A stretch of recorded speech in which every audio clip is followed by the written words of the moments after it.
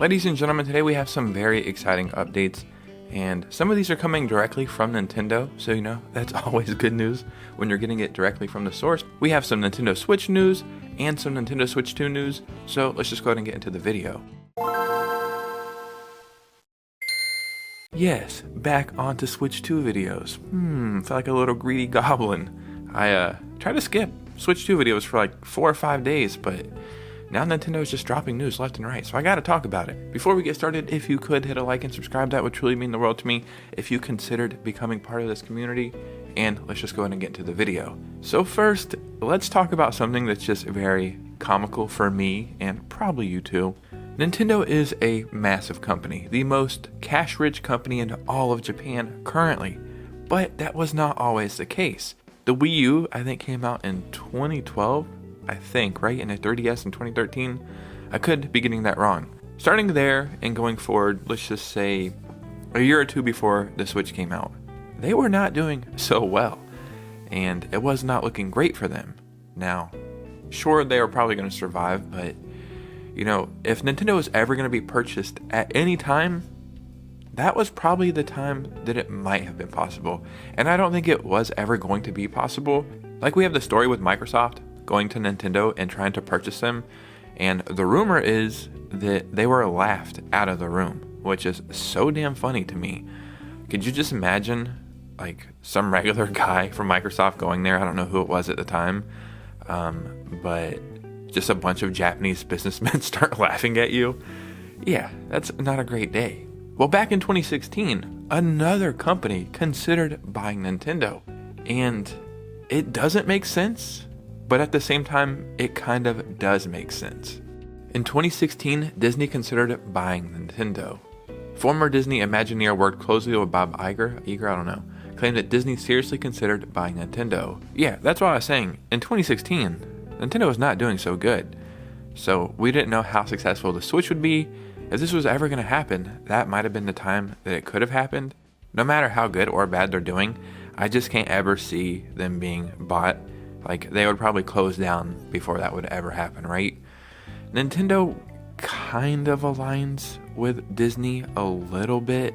They're both, for the most part, family-friendly companies. And Disney had bought Star Wars, I think, already at this time. And then, if they did buy Nintendo, you would start seeing all the Nintendo characters at the theme parks. That's probably more why they wanted to buy it. Not even for the games, I guess. Probably for, like, just the IPs, for merchandising and stuff. So, yeah, another company tried to buy Nintendo, and as we know, that didn't happen. Now, before we start getting into Switch 2 news, Nintendo gave us an update on another form of gaming. And in my opinion, I guess it's fine. There are the exceptions where mobile gaming is good and has a big community. We have Pokemon TCG currently going crazy. We also had Pokemon Go take over the world. Angry Birds, I really don't know. I can't name big mobile games. Clash of Clans. There are the exceptions where, mobile games do well, but it seems like Nintendo still wants to, I guess, support mobile gaming even in the future. So I think this information is also coming from that Nintendo financial report. But during the Q&A, Furukawa was also asked whether Nintendo would continue developing mobile titles, to which he responded positively. According to the president, mobile games are critical for reaching an audience beyond the console market, expanding exposure to Nintendo's IPs and characters. He also announced the company's mobile apps have exceeded 900 million downloads, which is good, I guess? I don't know anything about mobile gaming. Currently, Nintendo operates 3 mobile titles: Super Mario Run, Fire Emblem Heroes, and Mario Kart Tour. Wow. Fire Emblem Heroes, I think that actually probably would work really good being a strategy game. They also have other games such as Pikmin Bloom and Animal Crossing Pocket Camp, and these are either co-developed or only published by Nintendo. Looking at this graph, it says digital sales made Nintendo $546 million, and that is down 33% this quarter from last quarter.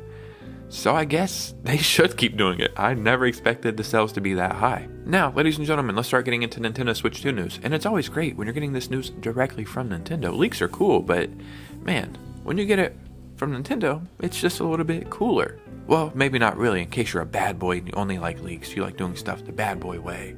Yeah, we're bad boys over here. I don't care about this news anymore. Okay, maybe I do care. But anyway, Nintendo gave us an exact start time for that Switch 2 Direct. And it's so funny, we're waiting for an announcement for the Nintendo Direct, like this week or next week, they put out an announcement for a Direct, but it's for the Switch 2 Direct, because I guess some people didn't realize the dates are backwards in America opposed to, I think, Europe and the rest of the world. So people thought the Nintendo Switch 2 Direct was yesterday. I'm recording this on the 5th, so the 4th. Yeah, they put out an announcement giving us the exact time of the Nintendo Switch 2 Direct. And as you can see right here, Nintendo Direct, Nintendo Switch 2, April 2nd, 2025. And this is happening early, 9 p.m. Eastern Time.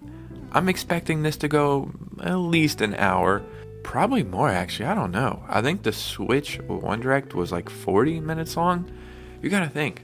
This is gonna be showing us the hardware, the price points, pre-ordering, all that good stuff, all the features, as well as first-party games and third-party games, and I'm sure some other crazy stuff like some Nintendo Switch Online updates, or I'm sure there's a lot going on, right? I'll be up though. I'll be up. I don't even know if I'll be in the country. There's a good chance I might be in Japan for this. We might be going to Tokyo that exact same week, so we'll see. I'll be up, but yeah, very exciting stuff. Now, let's start talking about the Switch 2 even more. Something we're all very curious about. It has been the topic of conversation probably for like the past 18 months, like nonstop. Ever since we knew the Switch 2 is eventually coming or getting revealed, we all want to know the price of this. And there are things that you have to factor in, right? One, we're getting an LCD screen, so a little bit cheaper to make than an OLED screen. But I heard it's really not that much more expensive. Still, it is a cheaper option, so that's going to make the price go down some, right? But then there's other things like tariffs and inflation and all this other stuff. So Nintendo gave us an idea kind of what's going on here. So this is what they said. We are aware that inflation is currently rising and that the exchange rate environment has changed significantly since the launch of the Nintendo Switch in 2017. We also need to consider the affordable prices that customers expect from Nintendo products. When considering the price of our products, we believe that it is necessary to consider these factors from multiple angles. At this time, we cannot announce a specific price of the Nintendo Switch 2, but we are considering it taking into account various points. So that is a great update because they are talking about the price and saying we want to be fair. I was thinking, to be honest, this thing might release as a bundle with Mario Kart 9 or something like that for $450. And then I was thinking, maybe the console could even be that expensive, especially with tariffs and inflation. Like, the Switch OLED is $350, but this is a new age, right? 2025, things are so expensive. But hearing Furukawa talk like that, it's actually very reassuring. Now, I'm curious about the games as well. Will those increase in price to $70 from now on for first-party stuff? I kind of think that would happen.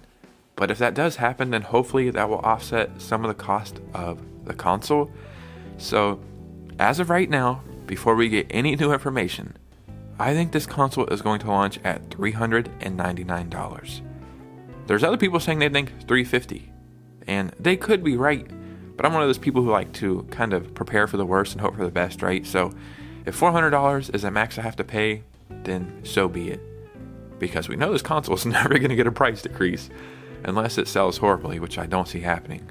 So I'm thinking $400 for the console, $70 for the games, and then maybe a mid-gen refresh with an OLED screen that's $450 down the line, or maybe $450 right out of the gate, like a Mario Kart 9 bundle with a console and a game. And you know Nintendo has been charging $10 extra lately for special edition consoles just because they can, so we'll see what happens. But yeah, I think this is pretty reassuring. But ladies and gentlemen, what do you think? Because your opinion matters most. So in the comments below, I would love to hear from you guys. If you made it to this part of the video, consider joining this community. So hit a like and subscribe and follow your boy on Instagram. And you guys know me, I will see you very soon with a new video. Peace out.